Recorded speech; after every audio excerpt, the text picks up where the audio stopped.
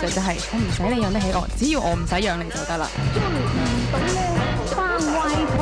因為佢補習社，我諗真係10個都有佢成績嘅啫。的士業界除咗8節檔，做客俾人做，補習英文，學畫畫同跳舞。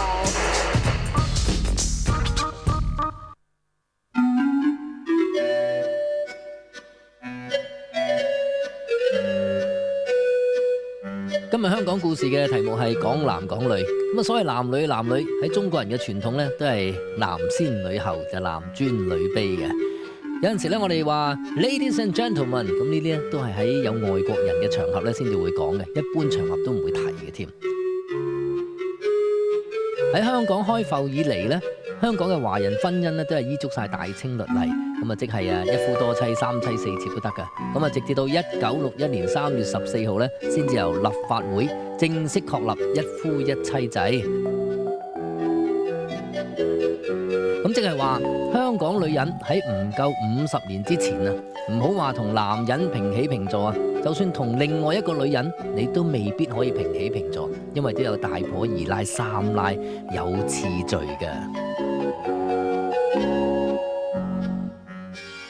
但係隨住70、80年代經濟起飛，90年代我哋嘅高等教育普及化咧，香港女性嘅地位咧係有急劇嘅上升嘅。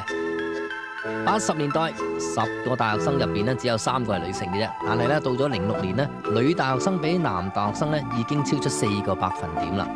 喺96至到05年之間咧，月入超過3萬嘅女性咧，升幅係達到1倍嘅。咁女性嘅地位唔單止提高咗，直頭有超越男性嘅趨勢添。兩性地位係平等咗啦，但係兩性嘅關係咧就並冇因為對等咗而和諧咗噃。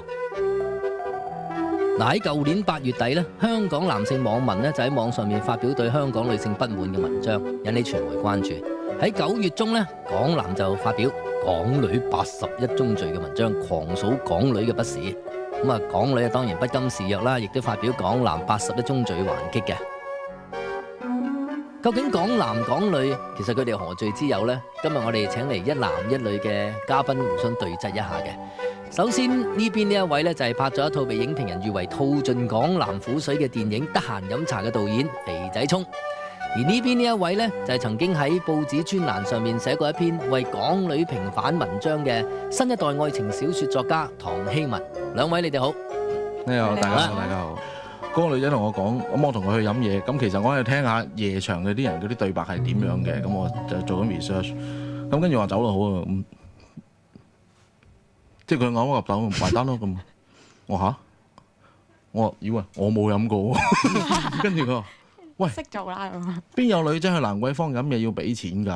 好多人批評 so called 港女咧，就係話貪錢啊，同埋有呢一個咩權利上嘅平等，但係冇義務上嘅平等。即係平時即係要講攞幾多錢人工嗰陣就話我要男女平等。我哋幾時升職嗰陣又要男女平等，有啲咩福利嗰陣有男女平等。消費嗰陣時就唔會咁講。係啦，消費又或者係要做粗重功夫嗰陣就女仔嚟過，你幫我做埋啦。或者女仔嚟嘅你埋單啦咁。但係其實我自己本身識嗰陣朋友我就唔覺得係咁。有冇諗過咧上去國內啊識翻個男仔，會唔會講普通話嗰啲人會溫柔啲啊？我北京嗰度揾翻個會好過港男啊。其實我自己都識一啲內地嘅朋友嘅，但係我覺得我係唔得嘅。點解咧？好大男人，居然係覺得老婆即係結咗婚之後係唔使出嚟做，唔可以出嚟做嘢啦，要喺屋企。唔係唔使。係啦，唔可以。就喺屋企湊仔啦。但係其實冇乜問題㗎嘛。你意思係大男人冇問題？係因為大男人有主見，但係係咯，就有主見、有信心、有方向㗎喎。又唔俾你俾錢，又唔俾你做嘢啦。咁我嗱唔俾我做嘢，咪唔係叫即係呢種主見係叫獨裁啊！我就覺得而家我識到啲香港女仔就係我唔使你養得起我，只要我唔使養你就得啦。經濟獨立咯，即係大家都揾到啲錢，然後總之唔使到最後你要攤大手板問我攞錢已經好 OK。所以咧，即係當我哋係當啲女士話緊啲人啲男仔大男人嘅時候，其實正話一句算唔算大女人啊？即係我想俾你養我啫，係咪？但係以前唔係啊嘛，我哋一定係出嫁從夫啦。你做乜唔養我啊？咁咯。係咯，係咪？你養我係好應份㗎嘛？喂，點解你唔養我？喂，少咗喎呢個月咁。咁而家你即係譬如當以前我都叫做咩下嫁咁樣係咪？咁而家到底係下嫁定上娶我都撈到亂晒。係啦，嗱，點解唔可以？嗱，女真係呢個真係好唔明啦。既然你都知道香港啲男仔喂嚇，即係你哋把口唔係，或者你哋心諗係已經降低咗咯，即係都唔到你哋嘅 standard，點解你哋唔可以降 standard 去遷就咧？